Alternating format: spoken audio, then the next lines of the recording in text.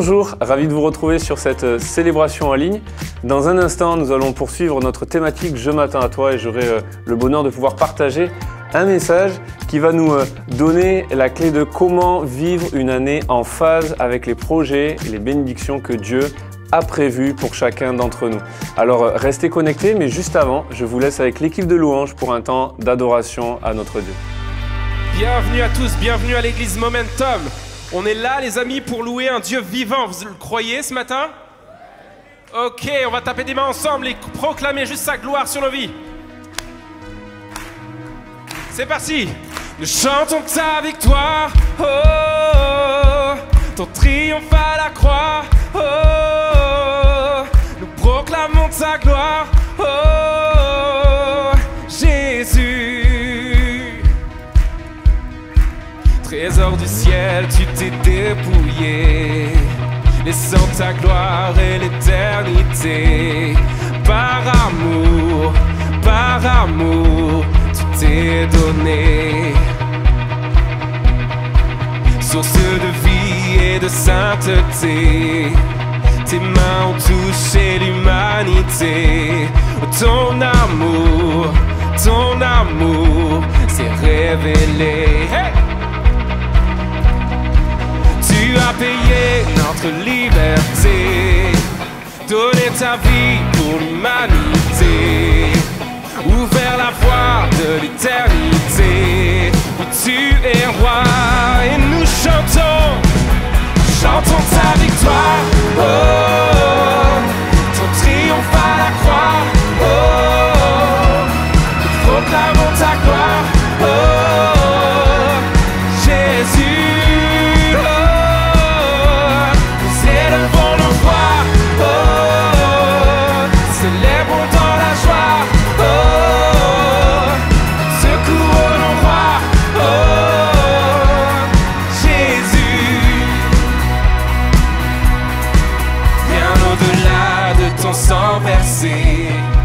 Bien au-delà de tes mains percées, ton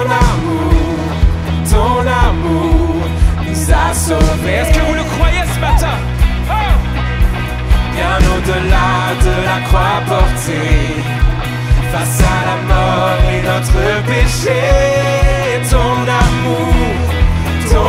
amour a triomphé.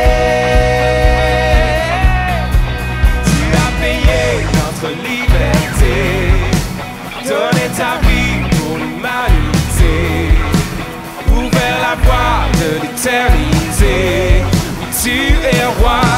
Et nous chantons ta victoire, oh, oh, ton triomphe à la croix, oh, oh, nous proclamons ta gloire, oh, oh, Jésus.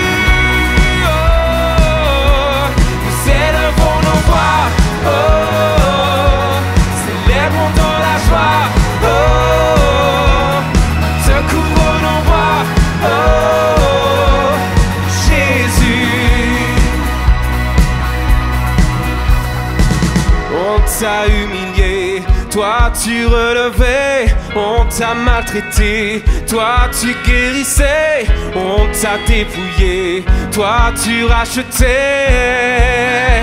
Merci mon Dieu pour qui tu es, on t'a rejeté, toi tu nous aimais, on t'a condamné, toi tu pardonnais, on t'a crucifié, toi tu triomphais.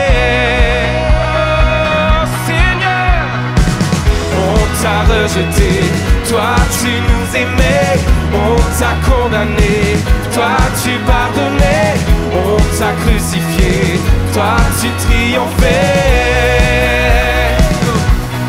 Chantons ta victoire, oh, oh, ton triomphe à la croix, oh, oh, nous proclamons ta gloire, oh, oh, en ce nom, Jésus.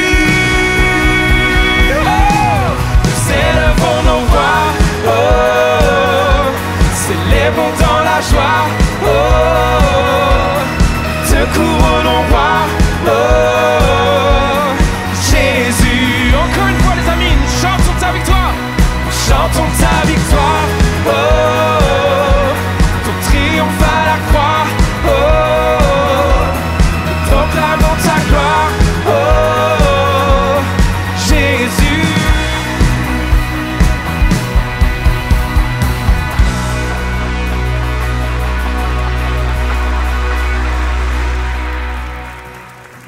Merci Seigneur pour cet amour juste infaillible, cet amour démesuré pour nous.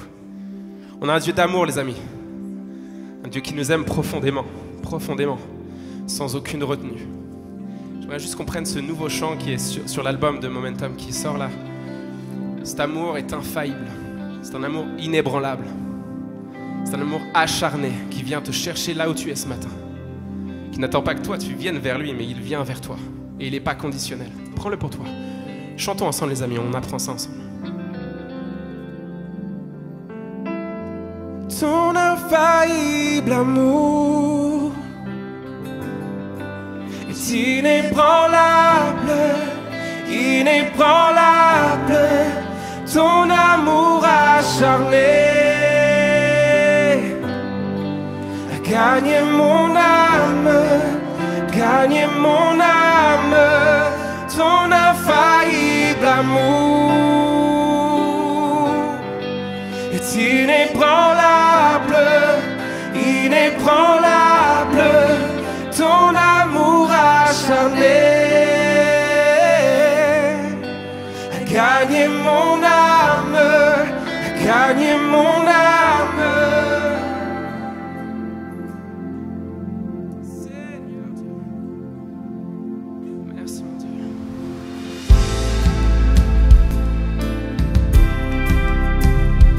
Chante de tout ton cœur ce matin, chante de tout ton cœur. Cet amour, il est pour toi ce matin. Oh, merci pour cet amour, Seigneur, sur nos vies. Merci, Papa. Dieu passionné, de tout temps tu m'as aimé. Tu as sacrifié ton fils pour me sauver. Non, tu ne changes pas. Non, tu ne changes pas. Non, tu ne changes pas. Tu attendais. Tu attendais que mon cœur soit tout à toi. Rien n'est plus doux que l'étreinte de tes bras. Non, tu ne changes, non, tu ne changes pas. Non, tu ne changes pas. Non, tu ne changes pas. Chante-le ce matin. Non, tu ne changes pas. Non, tu ne changes pas. Non, tu ne changes pas. Ton infaillible amour est inébranlable, inébranlable. Ton amour acharné a gagné mon âme, a gagné mon âme. Oh, ta grâce envers moi ne faiblira jamais. Alléluia. Malgré mes échecs et mes exploits, oh oui Seigneur, tu m'aimes. Non, tu ne changes pas. Non, tu ne changes pas. Non, tu ne changes pas. Oh. Non, tu ne changes pas. Non, tu ne changes pas. Non, tu ne changes pas. Ton infaillible amour est inébranlable, inébranlable.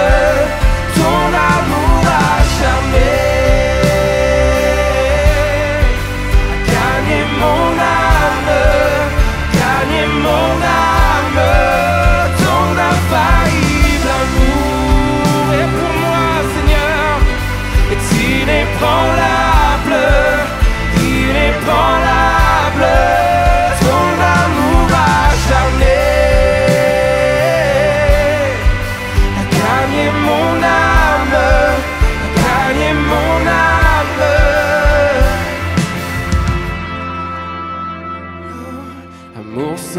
variation, amour sans condition. Mon nom est gravé sur tes mains. Plus grand que ma vision, plus fort que ma passion. Ton amour défie la raison. Oh. Amour sans variation, amour sans condition. Mon nom est gravé sur tes mains. Oh. Grand que ma vision, plus fort que ma passion. Ton amour défie la raison. Ton infaillible amour est inébranlable, inébranlable. Ton amour acharné a gagné mon âme, a gagné mon âme. Ton infaillible amour est inébranlable, inébranlable. Ton amour acharné a gagné mon âme, a gagné mon âme. Oh, saisis ce que tu chantes ce matin.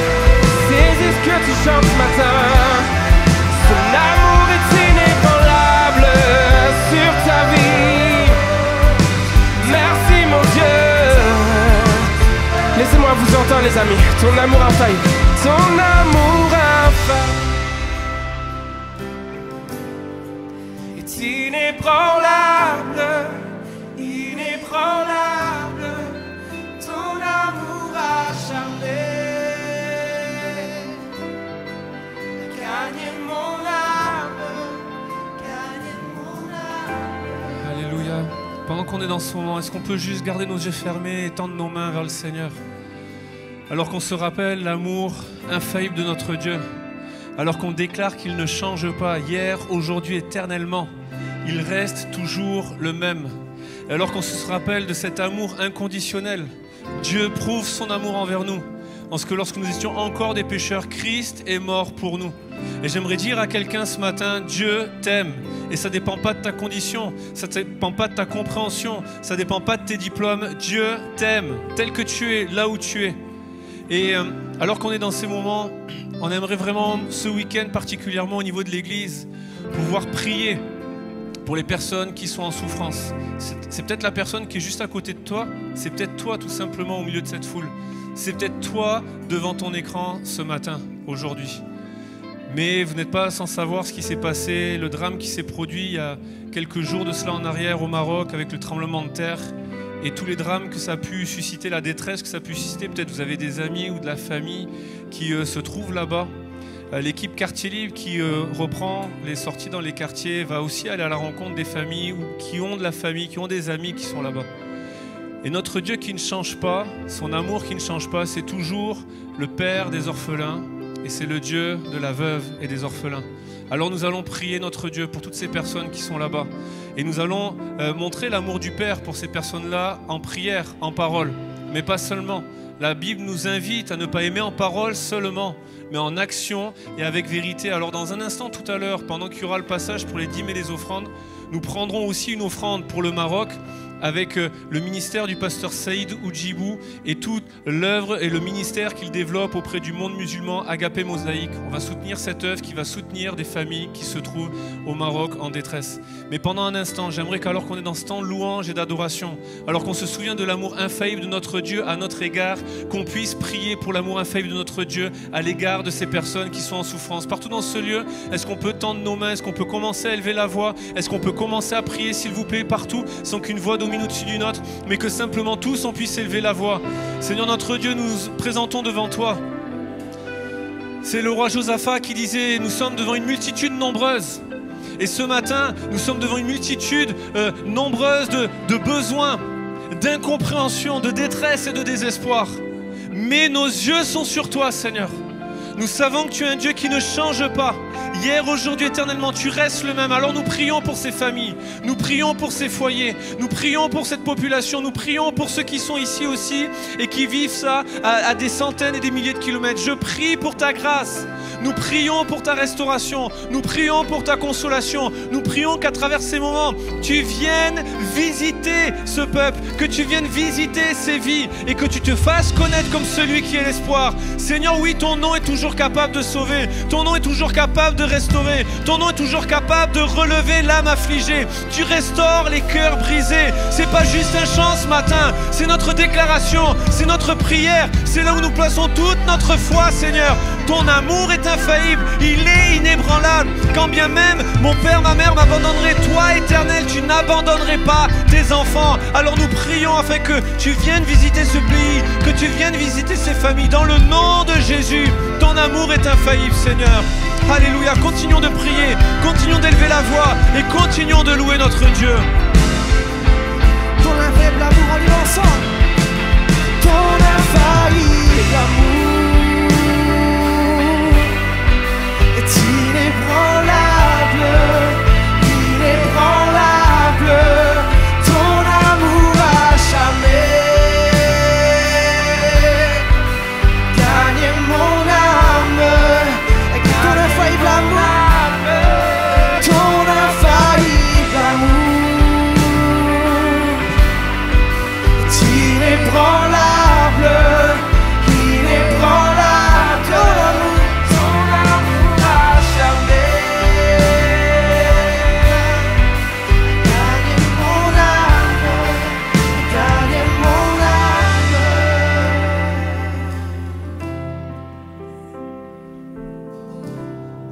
Oh Seigneur mon Dieu, merci pour cet infaillible amour. Je sais pas comment tu es venu ce matin. Peut-être tu es venu avec des peurs de ce qui va se passer dans l'avenir. Parce que c'est déjà passé dans le passé. J'aimerais ce matin qu'on prenne position ensemble. Et qu'avec foi on dise Seigneur, je m'attends à toi. Tu es celui qui me libère, qui ouvre une brèche, qui étend mes limites. Alléluia, Seigneur. Déclarons-le avec foi, Église.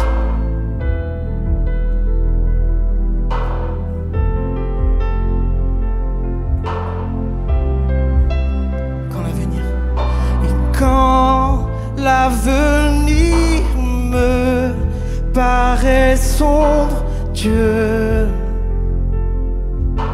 tu me rappelles que tu n'as pas dit ton dernier mot. Ton amour est éternel, change ma vie, transforme-moi tel que je suis. Je viens à toi. Je m'attends à toi. C'est toi qui me libère. C'est toi qui me libère. Dieu, oui, tu m'appelles et tu brises mes chaînes. Tu brises mes chaînes. Tu es sensible. Tu es sensible à ma détresse, Dieu. Ton nom est plus grand. Tu as promis d'être avec moi, Dieu. Oh, déclare-le. J'invoque ton nom, change ma vie, transforme-moi tel que je suis. Je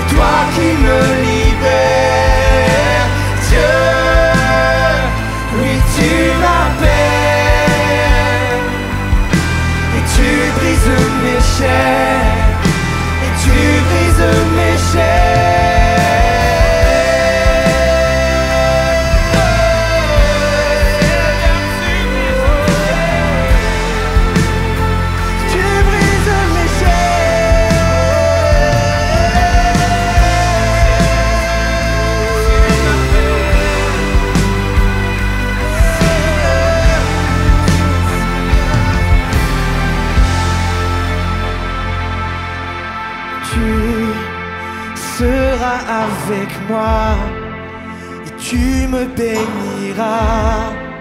Tu es un Dieu fidèle et fort. Tu étends mes limites. Tu redonnes la vie à tous ceux qui étaient morts. Tu seras avec moi et tu me béniras. Oh, déclare-le avec foi. Tu es un Dieu fidèle et fort. Tu étends mes limites. Tu redonnes la vie à tous ceux qui étaient. Tu es à mes côtés, Seigneur. Tu es à mes côtés. Me donne ta paix. Mais qui peut m'éloigner de toi? Tu abats les frontières, chasse les ténèbres. Rien ne peut te résister.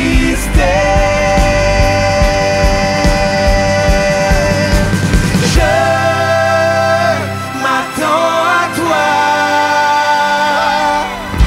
C'est toi qui me libères. C'est toi qui me libères. Dieu, oui tu m'appelles. Tu brises mes chaînes. Tu brises mes chaînes. Je m'attends à toi, Seigneur. C'est toi qui me libères. C'est toi qui me libères. Dieu, oui tu m'appelles. Et tu brises mes chaînes. Et tu brises mes chaînes.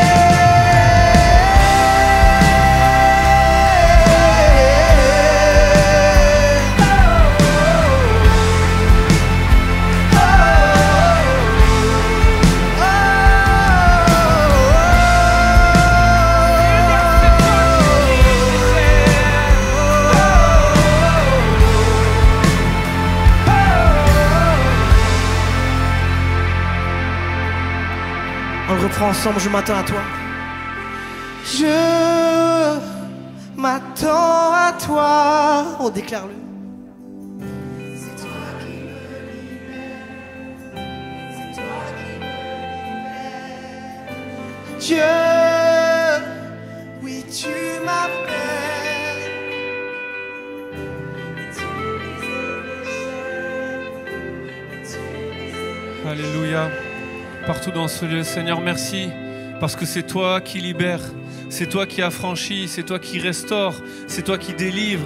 Seigneur, tu es toujours celui qui libère les captifs, qui délivre les opprimés. Si nous sommes là, c'est parce que tu nous as rendus libres, libres de notre péché, libres des addictions, libres de notre passé, libres des erreurs, libres de nos échecs, libres de ce qui nous tenait liés et qui nous rendait esclaves. Tu nous as rendus libres par l'œuvre de la croix, par ton amour qui s'est manifesté en chacun de nous, qui a été révélé par l'œuvre de l'Esprit de Dieu. Merci pour la liberté. Seigneur, il n'y a plus aucune condamnation pour ceux qui sont en Jésus-Christ et nous acclamons ton nom. Tu es notre roi, tu es notre Seigneur, tu es celui qui nous rend libres. Que la gloire te revienne, Seigneur. Est-ce qu'on peut pousser une ovation pour celui qui libère? Amen. Amen. Amen. Tournez-vous vers 2-3 personnes et dites-lui, c'est que le début.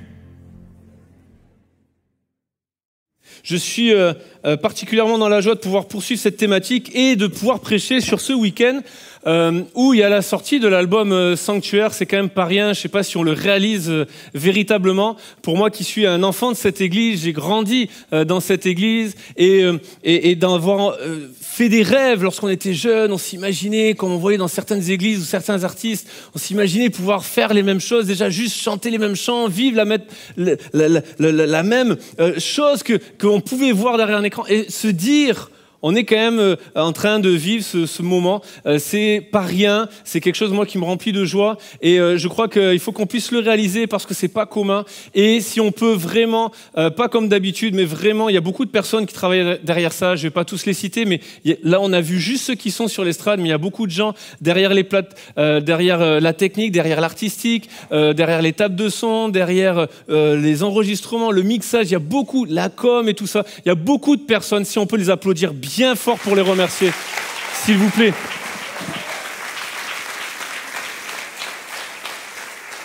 Alors on est dans cette thématique qui est liée à l'album, ce chant « Je m'attends à toi » qui est le titre de notre thématique et le titre et pas la thématique, le titre c'est devenu le thème de l'album Sanctuaire. Dans cette thématique « Je m'attends à toi », je crois qu'elle est complètement de circonstance par rapport à la rentrée et par rapport à cette année nouvelle qui se profile, qu'il n'y ait pas de changement ou qu'il y en ait beaucoup, un déménagement, un changement de profession, un début de formation, une nouvelle saison de vie avec un mariage, avec un enfant, avec des choses qui ont pu être des exploits et des victoires, comme des fois des choses qui ont pu être comme des échecs ou des erreurs. Et il y a cette nouvelle année qui vient pleine de promesses, pleine de défis, pleine d'incertitudes, et cette soif peut-être de dire à Dieu « Je m'attends à toi ». C'est pour ça qu'on fait cette thématique. Nous voulons, dans cette nouvelle année, en tant qu'Église, nous attendre à Dieu. Ne pas s'habituer à quelque chose. L'année était bénie l'année dernière, donc cette année, ça sera béni et puis ça sera pareil. Non, on veut s'attendre à Dieu. Lorsque nous aurons notre semaine de jeûne et prière d'ici quelques semaines, c'est parce que nous voulons être une Église qui veut s'attendre à Dieu, qui veut dire comme le psalmiste, comme une biche soupire après des courants d'eau, mon âme a soif du Dieu vivant. Et j'espère que dans ce lieu, il y a plein de personnes qui veulent dire, j'ai soif de toi, Seigneur. Je veux m'attendre à toi. J'ai besoin de toi dans ma vie. J'ai besoin d'un changement. J'ai besoin d'une direction. J'ai besoin de ta paix. J'ai besoin de ta provision. Je veux m'attendre à toi. Et chaque fois qu'il y a des hommes et des femmes qui s'attendent à Dieu, il se passe quelque chose. Parce que Dieu honore la foi de celles et de ceux qui s'approchent de lui. On voit dans le livre de l'évangile de Jean des gens qui vont venir de loin, des Grecs. Des gens qui viennent de la Grèce, qui viennent voir les disciples et qui disent « Nous voudrions voir Jésus ». Et parce que ces gens vont avoir cette soif de voir Jésus, Jésus va venir honorer la foi. Dans Marc au chapitre 2, c'est 4 hommes qui vont amener leur ami paralytique, allongé sur un lit, passer par le toit pour l'amener aux pieds de Jésus. Et la Bible dit, Jésus voyant leur foi, et il va agir et guérir le paralytique. Dans Actes au chapitre 3, Pierre et Jean qui montent au temple à l'heure de la prière. Et alors qu'ils montent au temple à l'heure de la prière, cet homme qui est boiteux depuis des années et qui est là depuis des années au portique, à la porte du temple, il va voir Pierre et Jean, il va faire l'aumône. Et là, Pierre et Jean, la Bible nous dit, alors qu'ils le regardaient, cet homme les regardait attentivement, s'attendant à recevoir d'eux quelque chose. Et parce qu'il va avoir ce désir de recevoir quelque chose, Pierre va lui dire, je n'ai ni argent ni or, mais ce que j'ai, je te le donne. Au nom de Jésus-Christ, lève-toi et marche. Et je crois que lorsque nous nous attendons à recevoir de Dieu quelque chose, lorsque nous venons ce matin, non pas par habitude, non pas pour un message de plus, mais pour recevoir de Dieu quelque chose, lorsque Dieu voit la foi dans notre cœur, dans notre attitude, dans nos prières, il se passe quelque chose. Dieu nous dit, lève-toi et marche. Il enclenche quelque chose dans nos vies. Je m'attendais à plus de amen, mais c'est pas grave, j'ai tout le message pour vous convaincre. Et lorsque nous voulons avoir cette année en phase avec les projets de Dieu, une année qui saisit et qui prend, qui s'empare de toutes les promesses que Dieu a pour nous, on peut se poser la question, comment vivre cette année-là? Je m'attends à toi, Seigneur, mais comment je fais pour vivre cette vie-là? Parce qu'en fait, la réalité, c'est que nous sommes son ouvrage, ayant été créés en Jésus-Christ pour des œuvres bonnes que Dieu a préparées d'avance. Alors la question que je me pose, que je nous pose, que je vous pose ce matin, comment vivre une année en phase avec les projets de Dieu, avec les œuvres préparées d'avance? Comment vivre une année bénie, si vous me permettez l'expression? Comment vivre une année sous la faveur et la grâce de Dieu? Comment vivre une année avec le bonheur et la grâce comme compagnon de route quotidien? Comment vivre cette vie-là?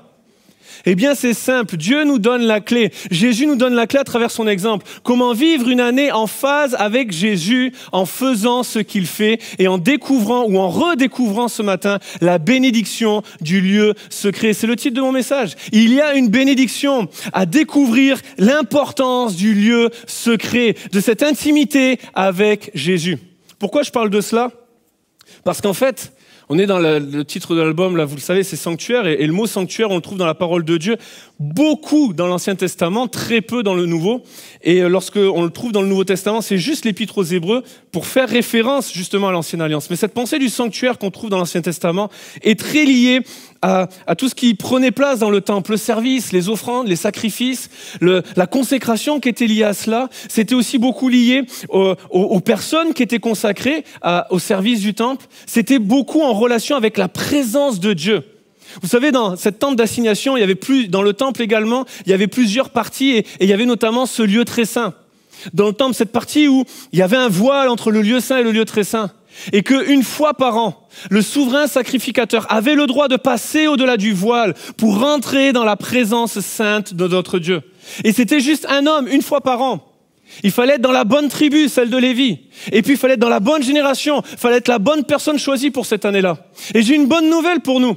C'est que si à l'époque, il y avait juste une personne, une fois par an, qui pouvait accéder à la présence de Dieu, au-delà du voile, dans le lieu très saint, dans le temple de Dieu, j'aimerais vous dire que le voile a été déchiré. Aujourd'hui, à chaque moment, non, c'est trop tôt, j'ai accès à la présence de Dieu jour après jour, minute après minute, chaque fois que je le veux, parce que non seulement le voile est déchiré et j'ai accès, mais en plus, Dieu a fait de moi le temple du Saint-Esprit. Dieu habite en moi.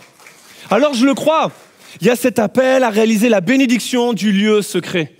Cette importance du lieu secret. Il existe une chose qui nous met en phase avec les projets de Dieu. C'est lorsque tu fais ce que Jésus fait. Tu ne peux pas être plus en accord avec Jésus que lorsque tu fais ce que Jésus fait. Que Dieu vous bénisse, le message est terminé, on passe à la suite. En vrai, ça pourrait suffire. Tu ne peux pas être plus en phase avec Jésus que lorsque tu fais ce que Jésus fait. Et aujourd'hui, je ne vais pas parler du passé, aujourd'hui, Jésus, il y a quelque chose qu'il fait, c'est qu'il est assis à la droite de Dieu le Père, nous dit l'épître de Paul aux Romains. Il intercède pour nous auprès du Père. Alors tu ne peux pas vivre une vie plus en phase avec le cœur de Jésus, avec ses entrailles de miséricorde, avec ses projets, avec ses promesses, avec sa bénédiction, que lorsque tu fais ce qu'il fait, prier et intercéder pour les autres. Le cœur de Jésus, c'est qu'en ce moment même, alors qu'on est en train d'écouter ce message, que je suis en train de prêcher ce message, Jésus dans son ciel considère chacun d'entre nous et il prie pour chacun d'entre nous. Parce que s'il y a bien quelque chose qui caractérise Jésus, c'est que c'était un homme de prière. L'évangile de Luc le retranscrit à plusieurs moments, vraiment de manière forte.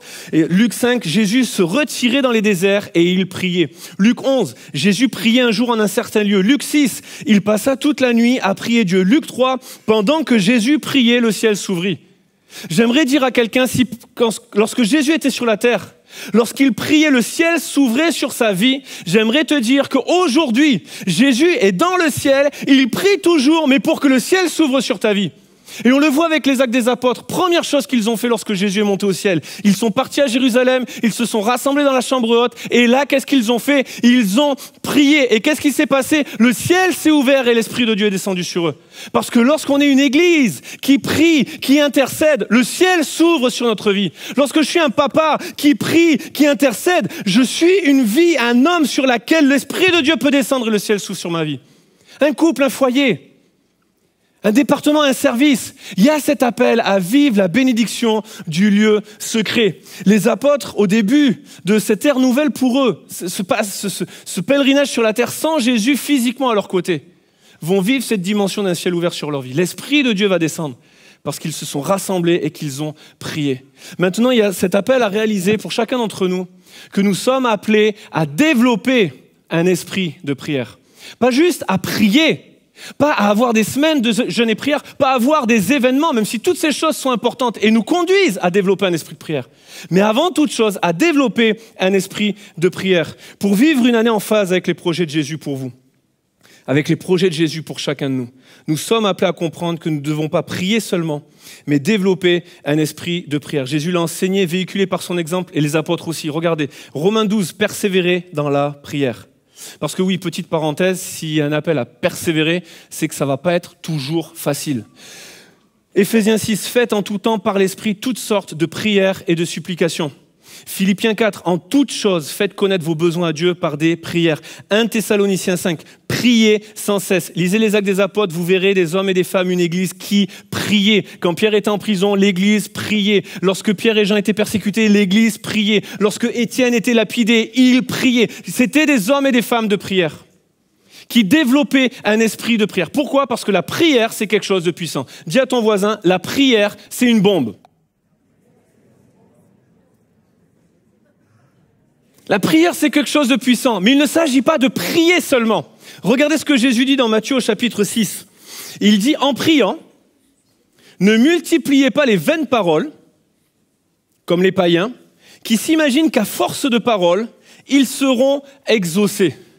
Jésus va préciser lorsqu'il va, dans son sermon sur la montagne, s'adresser aux disciples, puis la foule qui est là, qui se rassemble, qui entend aussi, il va dire, quand vous priez, ne soyez pas comme les gens qui pensent qu'à force de paroles, Dieu va finir par les exaucer. Alors je sais, vous vous dites, mais nous, on n'est pas comme ça. Jamais de la vie, on n'a jamais fait ça, on n'est pas concerné. Vas-y, passe au point suivant qui va nous concerner. Si, on est vraiment concernés, puis encore plus nous autres Français. Vous savez pourquoi? Parce que il y a quelque chose dans l'inconscient collectif de notre culture qui nous pousse à cela. On fait partie d'un pays où il y a eu des rois, et lorsque on voulait s'approcher d'un roi, déjà, on ne pouvait pas tous. Je ne sais pas si on revenait à l'époque du Moyen-Âge, si on aurait fait partie, de quelle partie du peuple on aurait fait partie. Mais la réalité, c'est que pour s'adresser à un roi, pour avoir accès à la présence du roi, ce n'est pas tout le monde qui pouvait. Et lorsque tu avais accès à la présence du roi, quand tu avais l'autorisation, la joie de pouvoir être admis dans la présence du roi, bien tu ne pouvais pas te présenter hey, « Salut, wesh, wesh, la forme, tranquille ». Non, tu ne pouvais pas. Déjà, il fallait que tu t'habilles correctement. Et pas à ton standard le plus élevé, mais au sien à lui.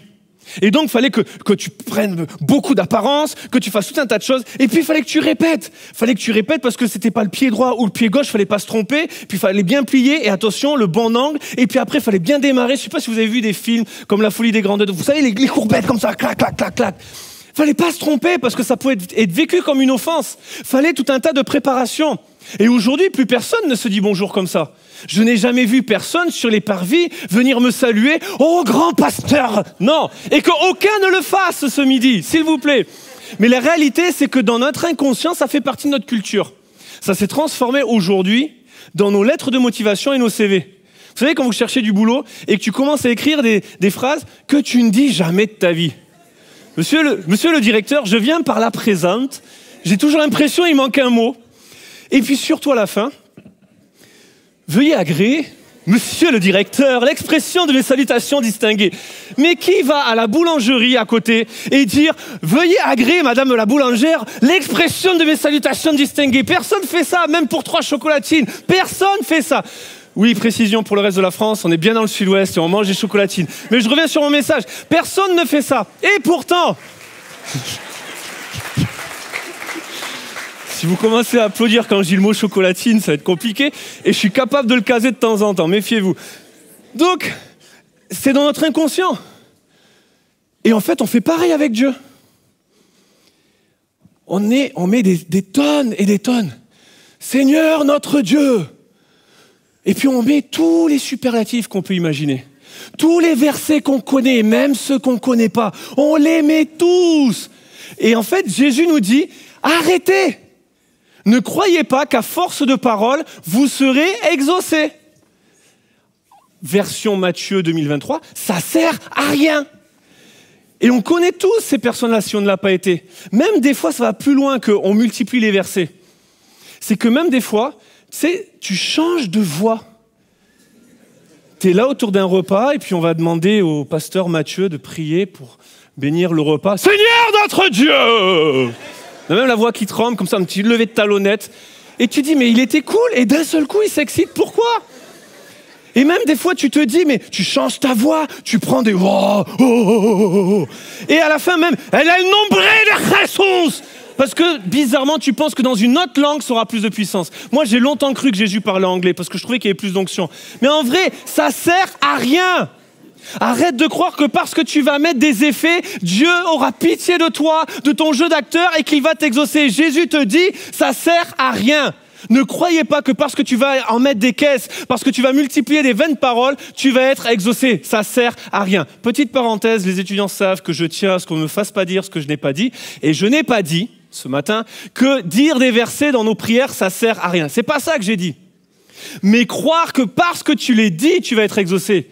Les versets, c'est la parole de Dieu. Et la parole de Dieu, elle a une puissance, elle a une autorité. Mais avant qu'elle soit une puissance dans nos bouches, elle veut être une puissance dans nos cœurs. Donc avant de la proclamer, fais-la vivre en toi. C'est là que ça change. Parce que nous ne sommes pas appelés à prier seulement, à faire des marathons de prière. Nous sommes appelés à développer un esprit de prière. C'est ça qui est différent. J'aimerais citer ce matin un célèbre philosophe du XXIe siècle, Vincent Moscato. Et pour ceux qui ont la ref, on est en Coupe du Monde de rugby, les amis. Pour ceux qui ne l'ont pas, je ne vous expliquerai pas ça. Mais un jour, il a dit quelque chose de très sensé. Il a dit, un âne, tu peux lui mettre des rayures, il ne va jamais courir plus vite qu'un zèbre. Et j'aimerais te dire, c'est pas parce que ce matin, tu vas citer toute la parole de Dieu que tu vas être exaucé, que tu auras une vie de puissance. Mais parce que cette parole, sans même la proclamer, tu vas la faire vivre en toi et tu vas devenir un livre ouvert de la lettre de Christ écrite sur nos cœurs, que la parole de Dieu, elle va être vivante en toi, elle va être mise en pratique, elle va être mangée, digérée, redonnée parce que tu vas faire vivre la parole de Dieu. Alors tu auras une vie de puissance parce que tu ne vas pas prier seulement, mais développer un esprit de prière. Ce qui fait la différence, c'est de développer un esprit de prière, une intimité avec Jésus quand tu pries. Jésus ne dit pas si un jour tu as besoin de prier, si un jour tu as envie de prier, si un jour tu as du temps pour prier. Non, il dit quand tu pries. Je ne parle pas à ma femme quand j'ai besoin. Je ne parle pas à ma femme que quand j'ai envie. Même quand j'ai pas envie, je lui parle. Mais je ne parle pas à ma femme quand j'ai du temps. Je lui parle non-stop. Et si vous ne me croyez pas, demandez-lui. Parce qu'on a une relation ensemble. On a une intimité ensemble. Je ne peux pas passer 1 heure dans la voiture avec elle, à ses côtés, et pas lui adresser la parole. C'est pas possible. On a une relation entre nous. J'ai besoin de lui parler. J'ai besoin de lui déverser mon cœur. Eh bien, Jésus et son épouse, l'Église, c'est pareil. Et c'est pas juste l'Église prie et lui parle, mais c'est Jésus qui veut te parler. C'est de développer un esprit de prière. C'est de développer une intimité. Pourquoi ? De le laisser nous marquer par sa présence, de le laisser orienter nos choix. Je prenais l'exemple d'un couple, mais c'est très flagrant. Tu prends un mari sans sa femme et 5 minutes après qu'il ait parlé, tu mets sa femme à ses côtés, c'est plus le même. C'est pareil avec Jésus. Si on le laisse vivre en nous et qu'on développe un esprit de prière et que là, dans nos temps d'intimité, il y a quelque chose qui se passe, une relation qui grandit, on est transformé par la présence de Jésus. Le laisser orienter nos choix, influencer nos pensées, changer nos mentalités, transformer nos actions, nous conduire à accomplir sa volonté plutôt que la nôtre. Jésus nous montre cet exemple. Dans le jardin de Gethsémani, avant de monter sur la croix, Jésus fait quoi ? Il prie. Et alors qu'il prie, il dit, mais que cette coupe s'éloigne de moi, cette coupe de souffrance, cette coupe de douleur, de mépris. Toutefois, non pas ma volonté, mais la tienne. Pourquoi ? Parce que Jésus développait un esprit de prière. Parce que Jésus pouvait dire, toi et moi, nous sommes un, nous ne faisons qu'un, nous sommes unis. Il y a un esprit de prière qui est semblable. Alors qu'il est sur le point de donner sa vie pour nous, il va dire, pas ma volonté, mais la tienne. Parce que quand tu développes un esprit de prière, ça change tes mentalités, ça change ta façon de penser, ça change ta façon de concevoir la réalité. Développer un esprit de prière va orienter, changer notre façon de penser et de concevoir notre réalité. Je le dis ainsi ce matin, mais nous faisons parfois l'erreur de travailler dur pour des choses qui ne s'obtiennent que par la prière et de prier fort pour des choses qui ne s'obtiennent que par le travail. Je le redis, mais nous faisons parfois l'erreur de travailler dur pour des choses qui ne s'obtiennent que par la prière et de prier fort pour des choses qui ne s'obtiennent que par le travail. J'aimerais dire vraiment avec beaucoup de considération, beaucoup d'amour, mais des fois, il faut arrêter de prier. Arrête de prier pour que tu trouves un travail. Arrête de prier, mon ami. Retrousse les manches, fais des lettres de motivation et va chercher du travail. Arrête de prier pour ton couple. Arrête de prier pour ton mari, pour ton épouse. Jésus ne va pas envoyer des SMS à ton mari et à ton épouse pour lui dire que tu l'aimes. Toi, prends ton téléphone, même laisse ton téléphone, va voir ton mari, va voir ton épouse et dis-lui « je t'aime ». Arrête de prier pour que ton couple aille mieux. Lève-toi, retrousse les manches, ravale ton orgueil et va voir ta femme et dis-lui « je te demande pardon, chérie. Je t'ai mal parlé, je t'ai méprisé, je t'ai déshonoré, j'aurais pas dû. Je te demande pardon, que puis-je faire pour restaurer notre relation ?» Mais arrête de prier. Jésus va pas le faire pour toi. Jésus va pas prendre un rendez-vous au restaurant avec le violon qui sera au bord de la table, avec les roses et le repas et payer l'addition en plus. Retrousse les manches, travaille.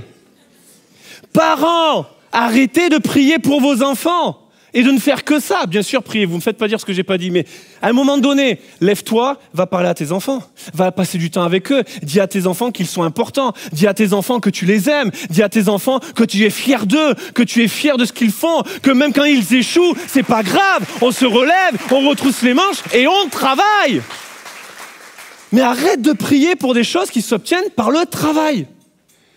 Et à l'inverse, arrête de travailler pour des choses où tu pourras jamais rien y faire. Tu ne changeras pas le cœur de ton frère, de ta sœur, de ton papa, de ta maman, de ton patron. Tu ne changeras pas le cœur de ton mari et de ton épouse, à force de parole. Tu ne changeras pas ton propre cœur. Parce qu'il n'y a que Dieu qui peut le faire. Dans l'Ancien Testament, il y avait le peuple de Dieu qui faisait tout un tas de sacrifices, tout un tas de rites. Et Dieu, à travers la bouche du prophète Ézéchiel, va venir et leur dire « Je vous donnerai un cœur nouveau. Je mettrai en vous un esprit nouveau. J'ôterai de votre corps le cœur de pierre, je mettrai un cœur de chair. » Il n'y a que Dieu qui peut faire certaines choses. Alors arrête de travailler, arrête de baratiner ton voisin, arrête d'essayer de convaincre ton mari, ton épouse, ton fils, ta fille. Arrête de lui balancer des versets à chaque fois qu'il dit un truc. Juste plie les genoux parce que c'est ni par force ni par puissance, mais par son esprit. Et c'est pour ça qu'on ne parle pas ce matin de juste prier, mais de développer un esprit de prière. Parce que quand tu développes un esprit de prière, tu permets à Dieu de placer le curseur entre il faut que tu pries là et il faut que tu travailles là. Il faut que tu arrêtes de prier là et que tu travailles, il faut que tu arrêtes de travailler là et que tu pries. C'est Dieu, l'esprit de Dieu. Prier par l'esprit, il va situer le curseur. Développer un esprit de prière nous conduit dans quelque chose qui est éternel. Jésus va dire quand vous priez, ne soyez pas comme les hypocrites qui aiment à prier debout dans les synagogues et au coin des rues pour être vus des hommes, comme ceux que j'ai décrits tout à l'heure. Ne soyez pas comme eux. Ah, ils connaissent bien la Bible, mais ne leur ressemblez pas. Parce que je vous le dis, c'est Jésus qui le dit, ils ont déjà leur récompense. C'est terrible de se dire qu'il y a des hommes et des femmes qui vont prier plus que chacun d'entre nous, tous réunis pendant toute notre vie. Mais leur récompense, c'est que tout le monde l'a vu.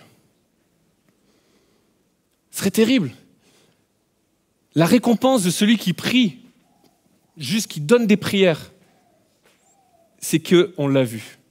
La récompense de celui qui développe un esprit de prière, c'est que Dieu est vu à travers sa vie. Quand tu pries, cherche pas à être vu des hommes. Cherche pas à le montrer à tout le monde. C'est une intimité que tu développes. Je ne vous envoie pas un SMS chaque fois que je parle à ma femme. Tu n'as pas besoin de le montrer au monde entier que tu pries. Tu n'as pas besoin de le montrer au monde entier que tu jeûnes. Tu n'as pas besoin de le montrer au monde entier que tu passes vraiment du temps dans la prière. C'est l'intimité. Quand tu pries, entre dans ta chambre. N'ouvre pas Facebook et Instagram. Commence pas un live. Quand tu pries, entre dans ta chambre. Une intimité. Sinon, ta récompense, c'est que tu as été vu. Et je veux rappeler à nos cœurs que notre objectif de vie, c'est pas nous, c'est lui. Jean-Baptiste disait qu'il croisse et que je diminue. Et il y a cet appel à développer un esprit de prière qui remet le focus sur pourquoi nous prions. Je ne prie pas pour informer Dieu de mes besoins. Je ne prie pas pour lui donner une to-do list. Ce n'est pas un bulletin d'informations que je donne à Dieu. Il les connaît déjà, tes besoins. Tu ne vas pas lui apprendre de quoi tu as besoin. Il sait si bien ce qu'il te faut. Mais alors pourquoi je prie s'il connaît déjà mes besoins? Pour que justement tu montres qu'il agisse ou pas, tu as toujours confiance en lui.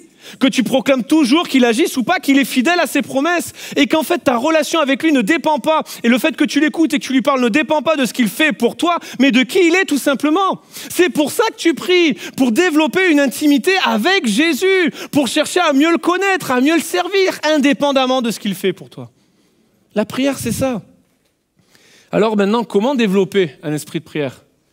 J'ai longtemps essayé de réfléchir et de me dire, peut-être que je vais juste donner le premier point, leur dire, développez un esprit de prière et que Dieu vous bénisse. Mais je me suis dit, peut-être ce serait bien de savoir comment on développe un esprit de prière. Ça vous intéresse? C'est parfait. J'ai ici les 47 clés pour développer un esprit de prière.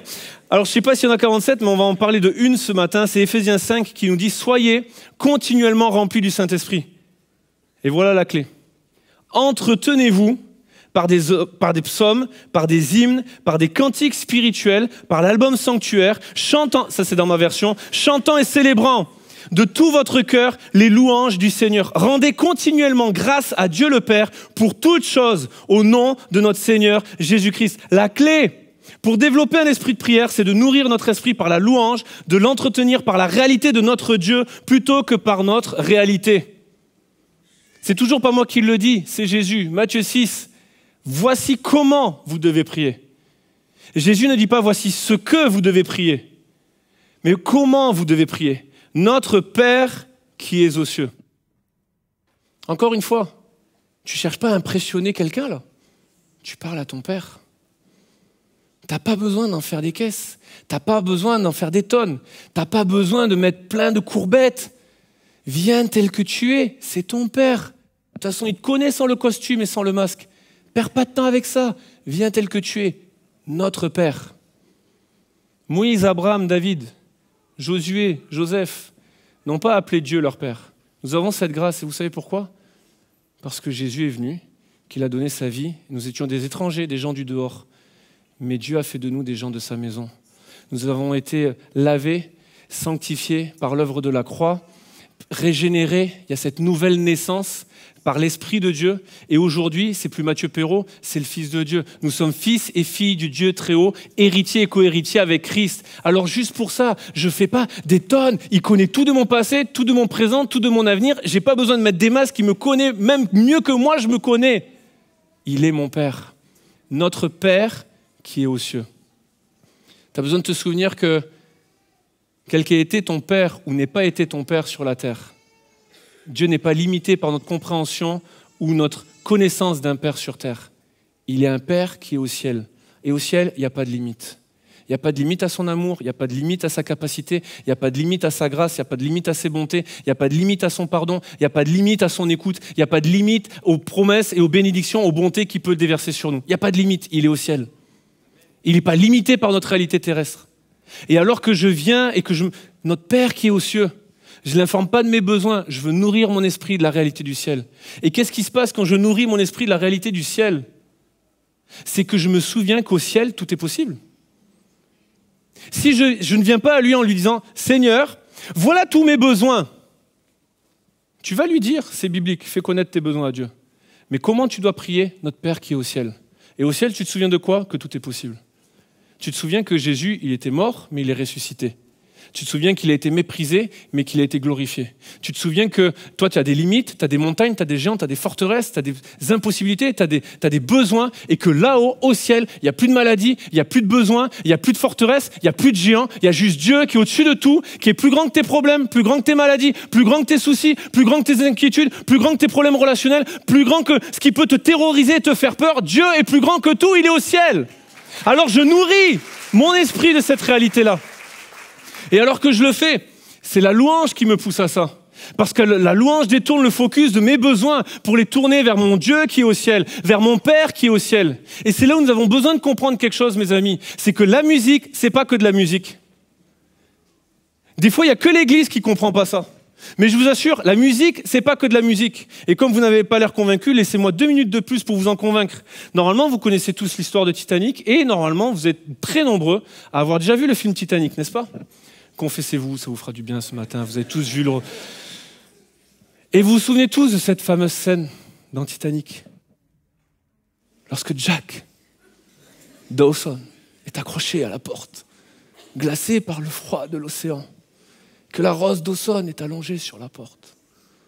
Et là, normalement, vous avez toutes et tous pleuré devant cette scène terrible lorsque Jack va s'échapper au fond de l'océan et disparaître.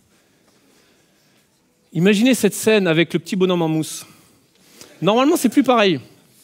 Pourquoi ? Parce que la musique vient toucher ton âme, tes émotions. C'est parce qu'il y avait la bonne musique qu'on a tous pleuré devant Titanic. C'est parce qu'il y avait la bonne musique, les bons instruments, tout ce qu'il fallait, le bon volume, qu'au moment où Jack disparaît, mesdames, avouez-le, vous avez toutes pleuré et vous êtes toutes dit oh, « Mais quel homme extraordinaire, il a donné sa vie pour sa femme !» Ça a dû le ciné. Et messieurs, soyez honnêtes, vous avez tous pensé la même chose. Mais il y avait tellement de la place pour 2 sur cette fichue porte. Voilà, je viens de libérer beaucoup de conscience. Mais la réalité, c'est que parce qu'il y avait la bonne musique, tu as été touché dans ton âme. T'es pas venu au cinéma et si aujourd'hui tu mets l'image sans la musique, ça te fait rien du tout. Et t'es pas devenu un cœur de glace. C'est juste, il y a la musique qui est venue pénétrer ton âme et toucher tes émotions. La musique, c'est pas que de la musique. Les chants, c'est pas que des chants. La louange, c'est pas que de la louange. Ce moment que nous vivons, c'est pas pour attendre que l'église se remplisse. C'est pas pour chauffer la salle, pour que le prédicateur, ça aille mieux pour lui. Mais c'est parce qu'on se baigne, on nourrit notre esprit de la gloire, de la réalité du ciel, que Dieu est au-dessus de tout et qu'envers et contre tout, il agit, il est puissant, il est vivant et il est capable.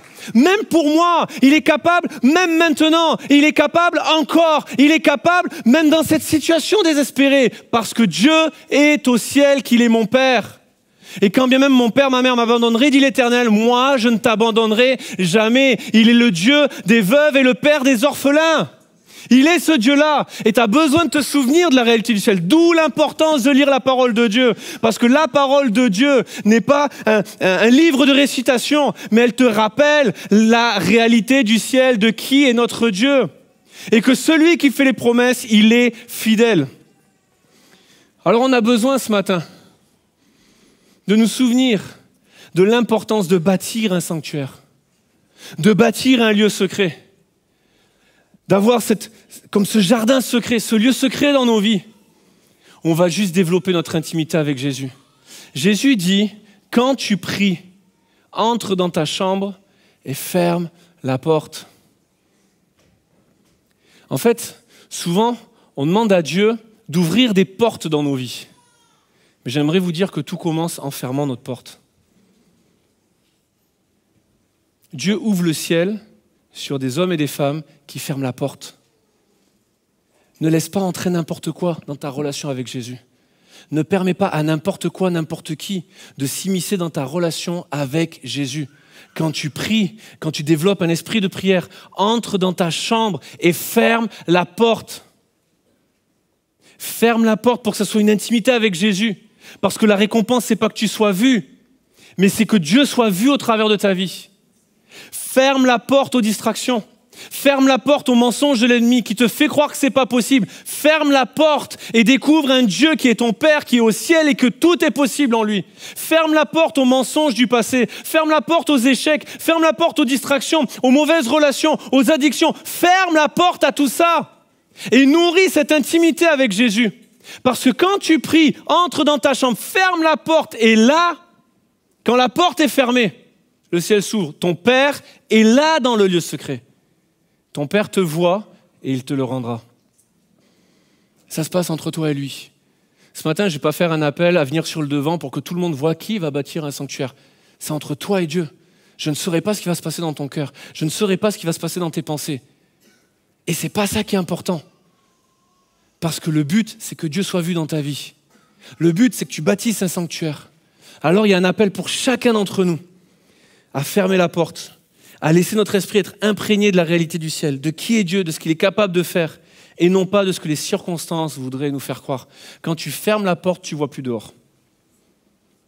Quand tu fermes la porte, tu ne penses plus à ce qui t'arrive. Tu penses à qui est Dieu. Et la louange te conduit à vivre ces choses-là. Redirige ton esprit dans ce bon focus, de te concentrer sur qui est Dieu. J'ai demandé aux musiciens de revenir, mais il y a un appel pour chacun d'entre nous à dire « Tu es mon sanctuaire, Seigneur. Tu es mon sanctuaire. » Je crois que ce matin, il y a un appel pour chacun d'entre nous. Ce n'est pas juste une personne, je crois que déjà juste nous en tant qu'Église. On a besoin ce matin de ne pas juste chanter « Tu es mon sanctuaire ». On a besoin de réaliser « J'ai besoin de le construire ». Vous savez, quand on parle de louange et qu'on essaye de penser à un personnage biblique, j'ai sondé autour de moi cette semaine et 100% des 2 personnes sondées, quand je leur disais le mot louange, ils répondaient David. Quand on parle louange, on pense à David dans la Bible. David, dans le psaume 142, se retrouve dans une caverne. Il a déjà battu Goliath. Il a l'onction qui dit qu'il va être le grand roi. Il a déjà écrit des cantiques. Mais à ce moment-là, il est poursuivi par Saül, il est au fond d'une caverne. Et le psaume 142 nous dit, psaume de David, lorsqu'il était dans la caverne. Peut-être ce matin, tu es dans une caverne. Peut-être ce matin, tu te retrouves au fin fond du fond de la misère et de la détresse.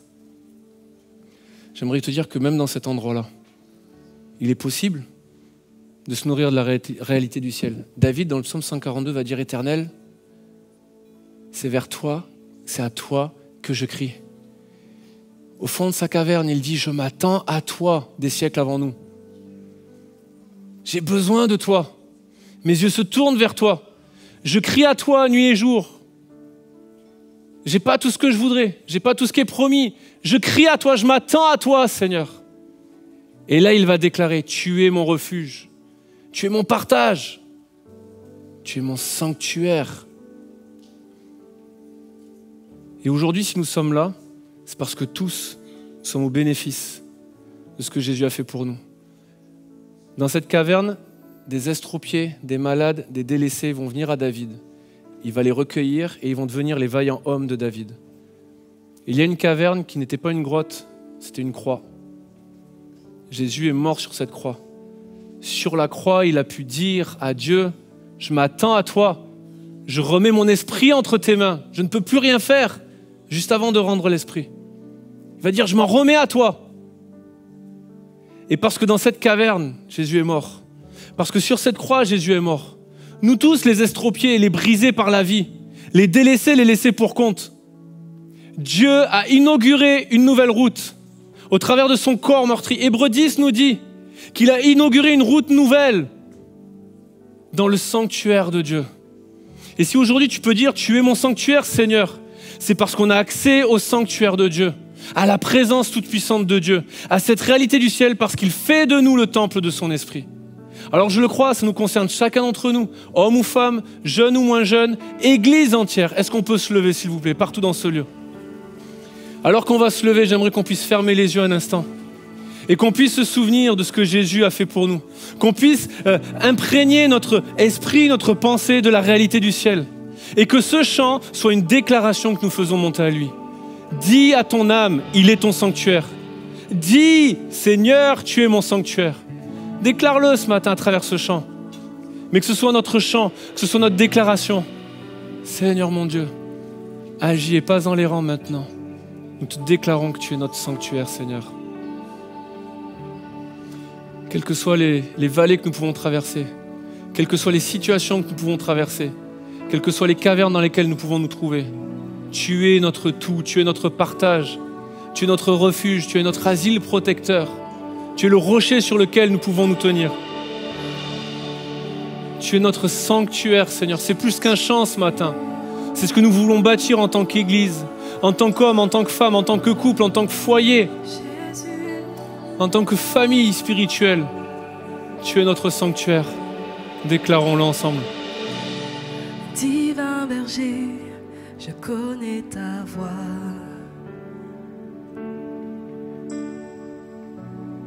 Prince de paix, je demeure en toi.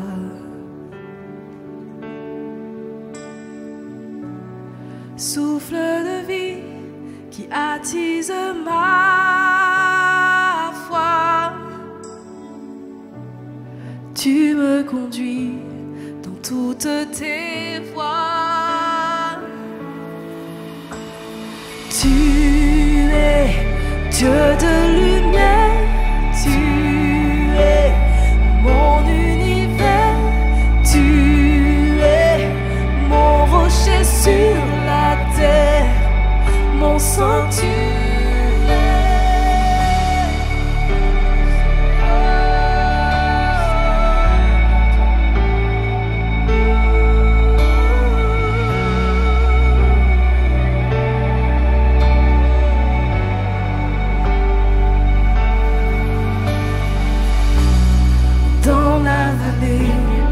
L'ombre et l'effroi,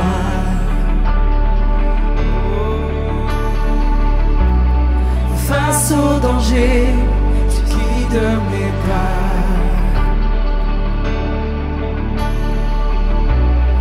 Lueur du ciel, ta lumière vit en moi. Père éternel, tu soutiens ma foi. Laisse-moi t'entendre ce matin, Église, chante-le. Tu es Dieu de lumière, Chante cet hymne ce matin de toute ton âme. Alléluia. Tu es, oui tu es mon rocher sur la terre, mon sanctuaire. Tu es Dieu de lumière, tu es mon univers, tu es ma source en plein désert, mon sanctuaire.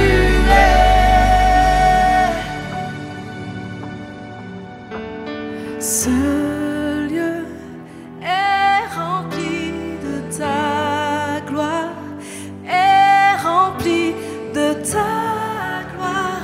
Oui, toi, mon Dieu, mon Père, mon sanctuaire. Ce lieu est rempli de ta gloire, est rempli de ta gloire. Toi, mon Dieu, mon Père, mon sanctuaire.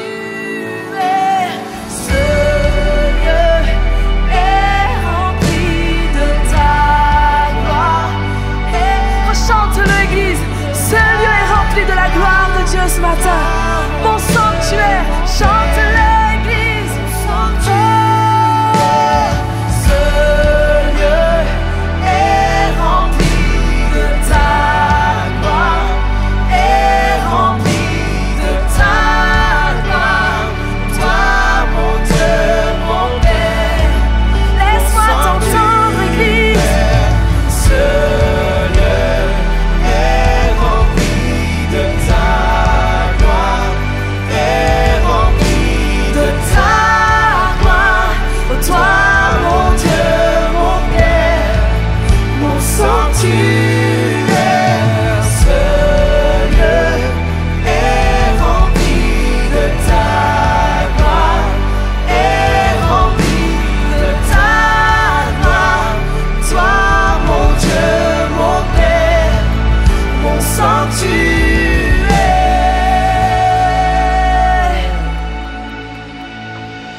Tu es Dieu de lumière, tu es mon univers, tu es mon rocher sur la terre, mon sanctuaire. Tu es Dieu de lumière, tu es mon univers, tu es ma source en plein désert, mon sanctuaire. Alléluia. L'Éternel est mon berger. Je ne manquerai de rien. Il me fait reposer dans de verts pâturages. Il me dirige près des eaux paisibles. Il restaure mon âme. Il me conduit dans les sentiers de la justice à cause de son nom. Et quand je marche dans la vallée de l'ombre de la mort, je ne crains aucun mal, car tu es avec moi. Ta houlette, ton bâton me rassurent. Tu dresses devant moi une table en face de mes adversaires. Tu oins d'huile ma tête et ma coupe déborde. Oui, le bonheur et la grâce m'accompagneront tous les jours de ma vie et j'habiterai dans la maison de l'Éternel jusqu'à la fin de mes jours. Est-ce qu'un instant on peut lever nos mains vers le ciel avec les yeux qui restent fermés, mais est-ce qu'on peut dire à notre Dieu avec les mots de notre bouche, avec l'expression de notre cœur, avec vos mots à vous, dites à Dieu, tu es mon sanctuaire. Oui, tu es tout ce dont j'ai besoin. Oui, je m'attends à toi ce matin. Oui, tu es mon Père. Tu es celui qui prend soin de ma vie. Oui, tu es le Dieu de l'impossible. Partout dans ce lieu, élevons la voix. Remplissons ce lieu de nos louanges. Oui, tu es l'Éternel, mon berger. Et si je n'ai pas tout, je ne manquerai de rien. Tu me rassures, tu me restaures, tu me conduis. Tu es avec moi. Le bonheur et la grâce sont à mes côtés. Oh, tu es digne de louange ce matin, digne d'adoration. Partout dans ce lieu, élevons nos voix, bâtissons un sanctuaire. Oh Seigneur Jésus, merci pour ta grâce. Merci. Jésus, mon sanctuaire.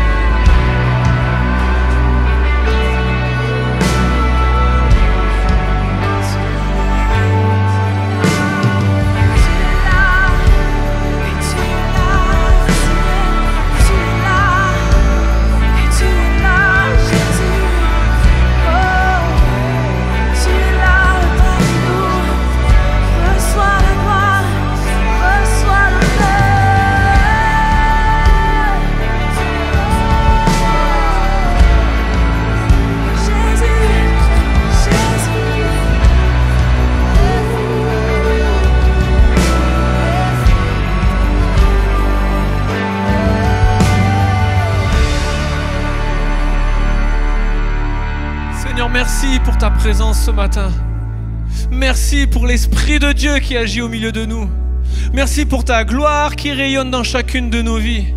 Merci parce que tu as fait de nous une habitation de Dieu en esprit. Nous sommes le temple du Saint-Esprit. Alors ce matin, plus que jamais, nous voulons dire nous sommes heureux parce que tu nous admets en ta présence, parce que tu habites en chacun de nos cœurs, parce que même lorsqu'on traverse la vallée de l'ombre et de la mort, tu es là avec nous, tu es ce divin berger. Que ton nom soit béni, Jésus, que ton nom soit glorifié et que tous ensemble on puisse faire monter une ovation vers l'Éternel. Il est ce Dieu de l'impossible, ce Dieu qui libère. Il est notre sanctuaire. Alléluia. Amen. Amen. Amen. Amen. Tournez-vous vers 2-3 personnes et dites-lui, ce moment prend fin, mais pas ce que Dieu veut faire dans ta vie. C'est une phrase un peu plus longue que d'habitude. Mais prenez le temps de le dire à 2-3 personnes. Merci à toutes et à tous de nous avoir suivis sur cette célébration un petit peu spéciale dans le cadre de la sortie de notre album d'église Sanctuaire. Vous pourrez retrouver cet album sur toutes les plateformes digitales, mais vous pourrez aussi vous le procurer. Il est disponible maintenant sur notre site internet. Vous pourrez vous l'acheter et ainsi vous entretenir avec de la louange pour développer un esprit de prière et vivre une année en phase avec les projets de Dieu. J'étais ravi de pouvoir partager ce message. J'en profite pour remercier chacun pour vos dîmes, vos offrandes et pour tous ceux qui veulent donner, tout simplement sur le site monoffrande.fr. Que Dieu vous bénisse, c'est avec vous qu'on peut participer à la croissance de l'Église. Que Dieu vous bénisse en retour, passez une bonne semaine.